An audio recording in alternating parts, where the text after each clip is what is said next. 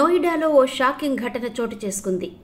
అషు అనే యువకుడు టాయిలెట్కి వెళ్లిన సమయంలో టాయిలెట్ అకస్మాత్తుగా పేలిపోయింది. ఈ పేలుడు కారణంగా అతను తీవ్రంగా గాయపడి ఆసుపత్రిలో చేరాడు. ఇంతకీ ఏం జరిగిందంటే, అషు తండ్రి సునీల్ ప్రధాన్ చెప్పిన దాని ప్రకారం బాత్రూంలో ఒక్కసారిగా పేలుడు సంభవించింది. అషు ముఖం, శరీరంపై తీవ్రంగా కాలిన గాయాలయ్యాయి.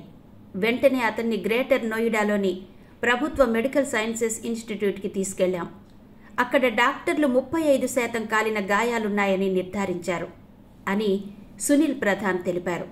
ఇక్కడ మరో ఆసక్తికరమైన విషయం ఏంటంటే, పేలుడు సమయంలో అషు వద్ద ఎటువంటి మొబైల్ ఫోన్ లేదా ఎలక్ట్రానిక్ పరికరాలు లేవని తండ్రి స్పష్టంగా చెబుతున్నాడు. పేలుడు వెనుక అసలు కారణం ఏంటంటే, ఈ పేలుడు ఎలక్ట్రికల్ సమస్య వల్ల జరగలేదు.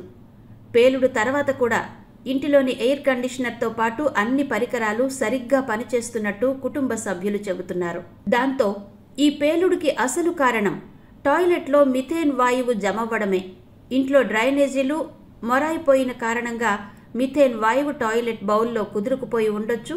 దానికి ఏదో నిప్పు తగిలి పేలుడు జరిగి ఉండవచ్చని నిపుణులు అనుమానిస్తున్నారు. అయితే ఆ స్పార్క్ ఎలా ఏర్పడిందో ఇంకా స్పష్టత లేదు.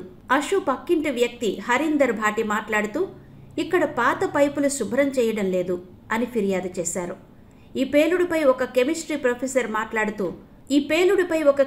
ప్రొఫెసర్ మాట్లాడుతూ వెంటిలేషన్ లేని చోట్ల, ముఖ్యంగా డ్రైనేజీ మొరాయిస్తే మిథేన్ వాయువు బాత్రూముల్లో పేరుకుపోయి ఇలాంటి పేలుడు సంభవించొచ్చు అని చెబుతున్నారు.